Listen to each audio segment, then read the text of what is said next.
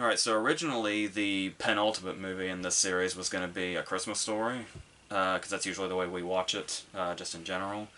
But you had told me that you wanted to do the Santa Claus because you consider it like one of, if not your favorite Christmas movie. Mm-hmm.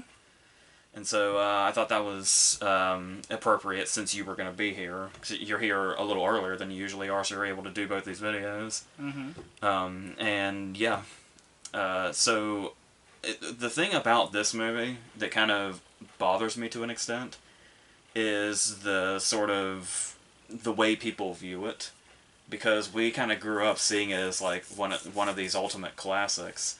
But the more time has gone on, the more I hear that people there's a lot of people that agree with us, Mm-hmm. but there's also a lot of people that are so indifferent to it, and it's Do you like think the sequels have anything to do with that? that it could be. Mm-hmm. But yeah, every time I hear that, it's like I just want to immediately jump to its defense, because I was telling you last year when I ended up doing the Lion King versus the Jungle Book, Mm-hmm. I kept building up. I was going to do a '90s Christmas movie versus a '40s Christmas movie. It was going to be this against the original Miracle on 34th Street, which I talked about Mm-hmm. earlier this month, Mm-hmm. because I think they're weirdly comparable, and I think this movie actually. And I know it's kind of a crazy thing to say because Miracle on 34th Street is Miracle on 34th Street, but I do think they're comparable, not just in the fact that, Santa, while being his wholesome self, ends up getting involved in, like, lawsuits and stuff, Mm-hmm. stuff like that. But honestly, just in quality and the way it makes me feel personally, I feel are so comparable also, Mm-hmm. believe it or not. So, yeah, what is it, kind of just in general, that you love about it before we get into the specifics? I don't know. I just kind of like I rewatched it today while I was at work.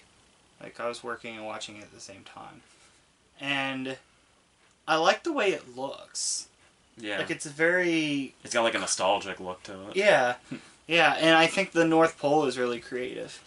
Yeah, because a lot of people criticize like nostalgic feels in movies, but I feel like it perfectly suits Christmas movies because we grew up loving Christmas as children. Mm-hmm. So in Christmas movies, that makes perfect sense. Mm-hmm. I don't know how many times I've used the word nostalgia talking about movies like Christmas Story and The Polar Express recently, but it's Mm-hmm. because that's really the way they should feel Mm-hmm. to really capture what they're going for. Yeah. So, do we go into... And plus, it was like it was right in Tim Allen's heyday, 1994.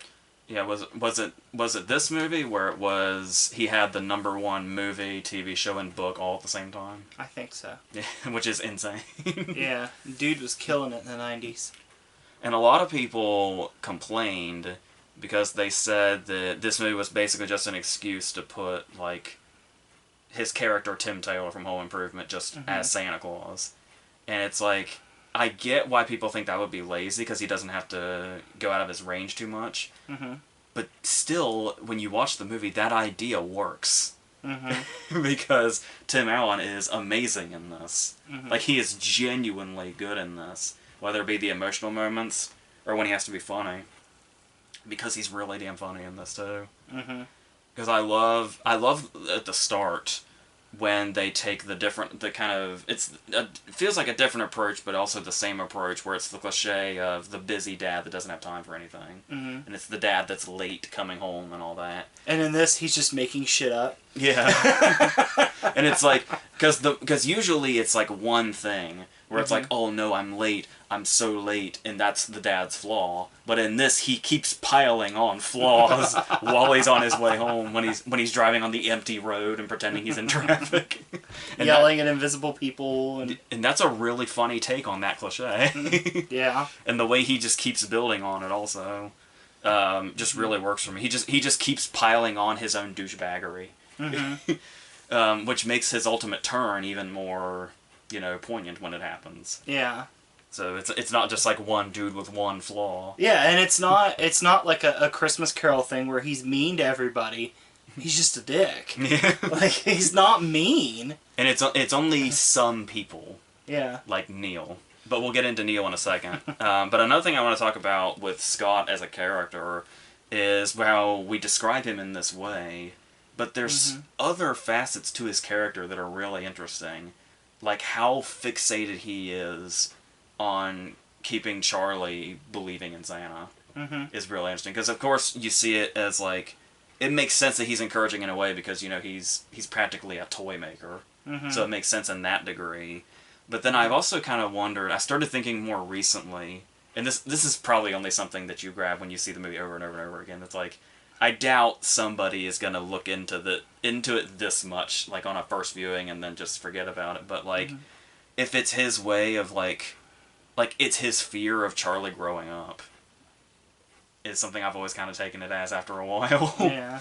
And plus, him trying to get him to believe in Santa so hard ends up biting him in the ass most of the movie. Yeah. Because he's so, like, defensive and, like, forceful about it. Mm-hmm. Even when Charlie's saying, I don't know. And he's like, no, like, don't stop believing. Yeah. Even to the point where, like, he never has the heart to tell Charlie there's no Santa Claus. He, like, changes gears. Yeah. Like, it's the one thing he could say to get himself out of everything, he just couldn't bring himself to do it. Yeah, you know what's a really good scene? And it's a scene that Tim Allen's really good in, is when what you were just talking about, when he's trying to, he realizes what this looks like to other people, the way Charlie keeps going on. He kind of knows what eventually happens is coming. Mm-hmm. And so when he sits down to say, like, you know, he's getting ready to say there is no Santa. Mm-hmm.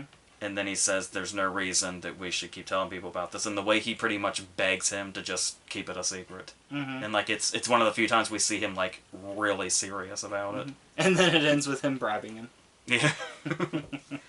But it's, like, as a sincere moment, like, it really does work. And really ring true. Because this is a movie that's over the top enough, and his character is douchey enough, that it would have been really easy for that scene to not work at all. Yeah. But it does. And I think that's a lot of what he brings to the table has a lot to do with that. So there were a couple of things I wanted to talk about specifically in detail. Do you want to go into... There's two things. First, we're going to go into both of them, but first, do you want to go into why I think the elves are so nonchalant that the first Santa died?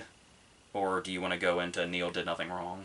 I know the Neil did nothing wrong theory, but I'm intrigued in the why you think the elves were so nonchalant about Santa dying. Yeah, because a lot of people like to go back to movies like this and really dissect it and realize how messed up they can seem because there's some you mean like the critic review that I saw where it compared this movie to The Fly because of the unwanted physical transformation and the stripping of Scott's identity and him becoming Santa physically? Yeah, when it was the first movie I talked about doing this Christmas thing, I went into a couple of the Home Alone theories too about like John Hurt being a criminal and stuff like that. But no, we're gonna live in a world that if that theory gets around enough, this movie's gonna be compared to movies like The Fly and Tusk. But my theory on the idea of the elves seeming so nonchalant, because the thing that a lot of people say makes it especially morbid is watching the sequels and seeing how close Santa is with the elves, and it's like they're like all a big family. They play football and shit, all of that. I almost wonder if the Santa that fell off the roof was almost like a tyrant of sorts. Because when Scott goes to the North Pole, everybody is so bitter and jaded. Like, the first elf he runs into is, like, sassing him. And then Bernard seems really bitter and jaded. Even Comet seems bitter and jaded. And it's like there's something off about there that everybody's so... And you know, and Christmas is, like, over for the night. So it's not like this is, like, the one time of year where the pressure should be off them. And everybody just seems so angry and bitter, and you don't see that later when Scott is Santa.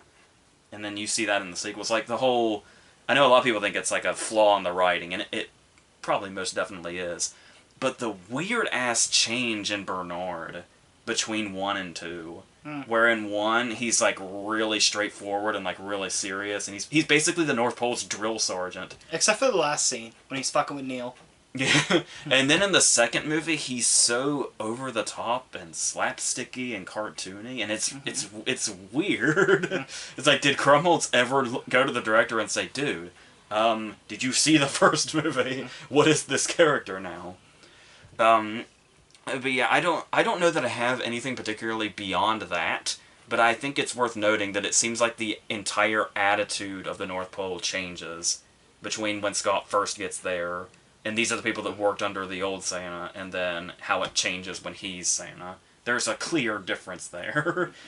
So, like I said, not to judge this poor dead Santa we never met, but he could have been, the nicest dude ever, but yeah. That's all. I mean, he took the time to wave bye before he disappeared. It is also worth noting one thing Tim Allen does greatly is his references to nudity are hilarious. Both of them. It's weird there are multiple references to nudity from Tim Allen's character. When he just sees the suit by itself in the snow and says, he's naked somewhere. Just every time. Kills me. And then when he's going back inside talking about, I don't even wear pajamas, and then the family walks by. The mother and daughter walk by. And he tries to greet them, and they just walk faster. And explain himself. So were you going to say anything about... I like how, there's little subtle parts, too, where... well, not really subtle. Subtle's the wrong word. But there are teases that it is a dream. Because of the matching names of Judy. But then you have the pajamas that obviously came through, but... it doesn't... His initials match. Yeah. And I think it's funny that you say that also, because I like the way they toy with that, where it fades in and out between them going to sleep at the North Pole and him waking up. And the way the blanket is over him and he takes it off, it's a reveal that he's still wearing the pajamas. Yeah. There's a lot of reveals. But let's go into the other talking point that you and I have been fighting for years. Neil did nothing wrong. Yeah. Yeah, so... Neil's just the guy that's in the wrong place at the wrong time. Yeah, because we were talking about some of the cliches this movie goes into, but does a little differently in a bit more charming ways. And so, of course, one of those tropes has to be that the stepdad is in the way. And the stepdad is, keeping them apart, and he's a bit antagonistic and all that. But we see right away that Scott is equally antagonistic, and I think that's one thing that makes it work. Like when before we've even heard Neil say a word, at the beginning Charlie says that Neil doesn't want to come inside because Scott might say something snotty, and Scott's response is to embrace that and say rude, sarcastic, whatever it takes, and then you get the vibe of so this has been what's been going on between the two of them, and there's probably a good reason why Neil doesn't want to. Because it's kind of douchey to lay on your horn and point at your watch, but maybe they're late. Maybe he knows whenever she goes inside that it takes a very long time to get away from Scott. He's probably seen this before. And he knows that she's probably going to end up upset because of the way Scott is, which is what ends up happening. So, and then there's really just pretty much anything you can point out. His and Charlie's relationship seems really strong. Yeah, he's just trying to be a realist. Yeah. He's not evil about the whole thing. He's just trying to get Charlie to see reason. And this is all rooted in the fact that we know that he's been jaded since he was 3 years old because of the Oscar winning whistle. But you notice too, as angry as it makes Neil never stoops to the low that Scott does. Yeah. Neil never fires any direct shots. He just kind of takes his lumps and tries to reason. This is how good Neil is. The closest he gets to a personal shot is nice jammies. Which Scott later retorts with where are you going to get your sweaters when the circus pulls out of town line later. And that's another thing too, is they could have just made Scott a straight up dick and left it at that. I think it helps a lot that he's actually funny. Yeah, and they could have done the same thing with Neil, where they could have made him a straight up dick, but he's not. He's just a realist. Yeah, there's so many. I can't get... We're still on the Neil thing, but I just can't give Tim Allen enough praise with some of those lines. When he's talking to Bernard and he's like, can we take a direct flight to reality, or do we have to change planes in Denver? And just lines like that always work. How he gets his name wrong. Yeah. I love that he can't think of Bernard, but he thought of Barabbas. But yeah, and another thing about well, we were on Neil's relationship with Charlie. There's a couple of things like towards the end when he's looking at Charlie's stalking when he's been taken or when they've left.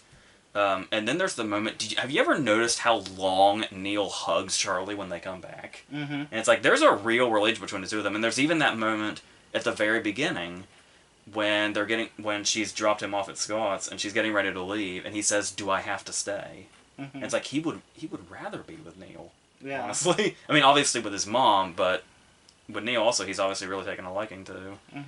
He's even, and here's the thing too, is it's like when they're driving down the road, they're driving looking for Denny's, and he's like, he even confesses saying, I actually do like Neil. I think he does mean that, but he does the whole thing where it's like they're just because we know people like that, where it's like they're not bad people, but sometimes you just want to throttle somebody sometimes.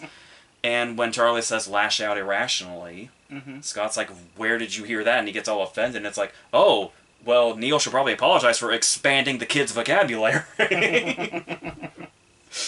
It's like everything Scott goes after Neil for, in the long run, is probably good for Charlie. And the rest of the movie sees it that way. That's why he gets his privileges taken away. So... And you can tell that, like, when it happens, Neil doesn't get satisfaction from it, like your typical cliched stepdad character might. When they're sitting outside and they're talking about when they stop believing in Santa, the whole mood between the two of them is so somber before Scott is there. And it's like this was like a last resort. Yeah, so you could kind of get the idea they didn't want it to come to this. Yeah. So yeah, the movie can portray it however they want to. Scott can see him however he pleases. But all in all, Neil never did anything wrong. Yeah, Neil's a solid dude. The closest he came was nice jammings. And that, maybe even that was sincere. We don't know. Because he even admits, like, the scene when Neil tells him that they're wondering if Charlie spending time with him is the best thing. After Scott leaves and he's made fun of the sweater, he even looks at Charlie's mom, and he's like, "Okay, you were right about the sweater."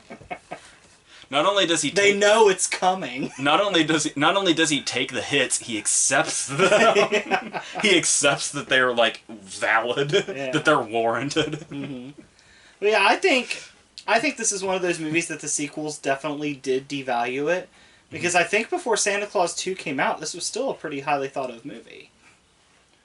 As far as I remember, once again, it had 8 whole years before the sequel came out. Yeah. And then the second one, you worked at the theater when the second one was out, and it made so much money. Dude, there were so many people. There was, I don't think the second one's that bad. It's not this one, but it's a hell of a lot better than 3. I know. I heard you guys saying this. I never heard if it was true or if it was some running joke that just got started.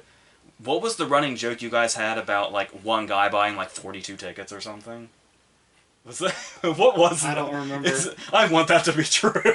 I don't remember. So yeah, that's pretty much the Neil theory, right? But yeah, I mean, I watch this every year. I still enjoy it. Definitely hits the nostalgic bone. Yeah, I think it's just fun. I think it's got some creative ideas. Yeah. And some of the individual scenes, like when they're playing with the concept, like I love the scenes that are just him delivering the presents the first time. And it's like how we slowly see him somewhat get the hang of it, but not really as the night goes on. I think my favorite bit is the, it's a very, like, easy to pull off visual trick, but I still love it when he pulls the kayak out. And it's the kayak is funny enough, and that it knocks the tree over. The thing that always kills me is the oar. Because he throws it with such bitterness. I also, like, when I watched it today, it kind of cracked me up. The house where, like, the alarm goes off and there's the dog and shit hits the fan. And he's like, let's go to the next house. And it's literally the house behind it. And we still hear all of, like, the shit that's gone on from the first house.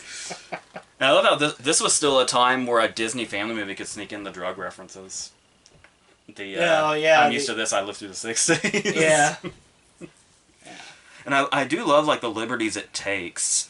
I remember when I was younger, this was always, like, one of the more like when we're kids, when we're like 5 and we like still believe in Santa and all that. Mm-hmm. Like this is kind of how you visualize Christmas Eve. Mm-hmm. And it's like including the magic where basically Twas the Night Before Christmas comes to life. Mm-hmm. Only in more literal ways, like the mispronunciation that Charlie seems to have. But All with the ladder. Yeah. It's like I guess if I saw this movie for the first time now, that stuff wouldn't be as charming. But it's too late. Yeah. And I do like how the end, like at the end, like Scott makes amends with so many like fuck ups from the year before. Like the girl that left the lactose intolerant milk, even him and Comet make up because Comet gives him the rope in case he falls off the roof. Comet literally goes from "Who are you?" and giving him disgusted looks to I'm going to actually take action so that you don't die. Which is funny too, because I think it's when he first arrives at the North Pole and he's lowering down and the elves are waiting for him to get there. I think it's Comet that even like looks disappointed like when it's revealed that it's Scott. Like he's just like, ugh. That's another thing too. I love how massive the North Pole feels. Mm-hmm. Because it's like, I mean, the individual sets look like sets more or less, but when you see like all the different places, we also don't see like the ballroom or wherever the flying elves came from and what the hell they're doing in there for the time being. And when he shows up and he's out on the balcony, he's like, "Is that a polar bear directing traffic?" We never see that happen. It's just talked about. But we see enough to where we can imagine what he's seeing. Yeah. And it still works, even if you know some of the effects may come off dated, certainly. But I still think that's kind of just part of the charm of it. It's probably my favorite North Pole that's ever been like portrayed in a movie. Yeah, because you've got like the workshop aspect, and you've got like the whole like main area, and it's like just everything feels like this massive intersection. That train looks like it could go anywhere. Like I'm still trying to figure out how he eventually caught up to it. And there's I don't even mind the joke where it's like where the criticism was he's basically just Tim Taylor at the North Pole, where there's actually the moment where he tests like a tool belt. As if to say, like, we're well aware this is the guy from Home Improvement in another movie. And there's also there's also a good chance for like people to bounce off some of the lines he has. Like, I always missed it as a kid, but as an adult, one of my favorite lines is when he's talking to Judy, and he's like, you know, you look pretty good for 1200, and her response is just, thanks, but I'm seeing someone in Rapid. And just that like pause when he has to take that. Yeah. There's a lot of, another one of my favorites is when he goes up to his wife, or his ex-wife, Wendy Crewson. And I cannot remember for the life of me what her name in the movie is. But Laura? That sounds right. Maybe. When he's walks up and he asks what he's doing right now, and she explains what Charlie's doing with the red hat and galoshes on the bed. And it's like, I don't care about Neil. Another shot. It's always the first thing, even when Neil's not present. It's always the first thing he does when he's at that house. Even after he's become Santa and completed his arc, and he's like, "We're a family. Me, you, your mom, and Neil." Yeah. Like he's there. Here's another thing we talked about with Neil. After all this has been said, and we talked about the relationship and all that, I get the sentiment, and it's a nice moment to show he gets to fully embrace, like, not only is my dad the most amazing dude ever, but he's actually Santa Claus, and it's the greatest thing ever. How much of a slap in the dick is it when he says, very sincerely, "Charlie, you're going to make a great psychiatrist one day." And Charlie turns away from him and says, "Nah, I'm going to go into the family business." The way he says it, what if he's plotting to kill Scott? Because that's how he inherits the family business. It's like, then you'll be my real dad, Neil. You hadn't thought of that, have you? Because I think Bernard says in the contract that the only way he stops being Santa is by death or design. I think is what it was. And the kid in the classroom even calls him out for that. Yeah. That kid's plotting his death too right now. That should have been what the sequel was, especially with the jump in time. Yeah. Because the kid was going to be... Because Charlie's obviously older throughout the series, but it's the same kid. It's the same actor. Yeah. That kid should have come back and tried to kill him, and that should have been what the sequel was. Forget the evil clone Santa. Even though still one of my favorite lines, I think, of all three movies is Santa's getting a little buzz from the second movie when he drinks the hot chocolate. So yeah, there's still things that, you know, people bitch about, like what is that, a ZZ Top song that they like dance to for 5 seconds. People are like, oh, it's so corny and, you know, kid-like. And it's like, dude, it's 5 seconds. Yeah, and kid-like. It's a movie about a guy becoming Santa Claus. It's a Disney movie, for God's sake. Yeah. What do you... But it just has a lot of nice Christmas stuff in it. Yeah, and then obviously, despite the... I'm going to go into the family business. Whatever that means. Whichever way you want to take it. We also forgot to talk about how... I like when he goes to Denny's, it's like the fucking failed fathers convention. Yeah. I was trying to figure out there, because there's the businessman, then there's the dude that's burned himself. I was wondering, like, is the other family just like maybe just a different religion? Or... I don't know. It's just a dad and 2 kids just hanging out. Yeah, because they don't look like they burned anything. You know, I was thinking about that today. That could have been like their first time like celebrating Christmas with just their dad. Maybe it was a newly broken up family. Yeah, maybe a death in the family.